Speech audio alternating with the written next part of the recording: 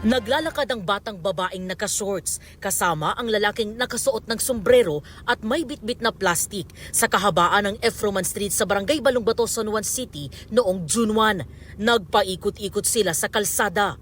Ayon sa barangay, hindi kilala ng 11 anyos na babae ang lalaki. Para bang nililigaw-ligaw niya yung bata. Sa isang punto, kinuha ng lalaki ang cellphone ng bata.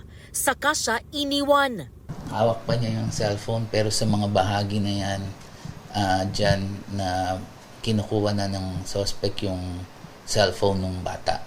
Ayon sa barangay, mag-e-enroll sana ang bata nang lapitan ng lalaki na nagpakilala umanong kakilala ng nanay ng bata. Sinamahan pa raw ng lalaki ang bata sa paaralan hanggang magpalakad-lakad sila sa kalsada. Inireport ng biktima ang insidente sa barangay sa tulong ng nakasalubong niyang residente.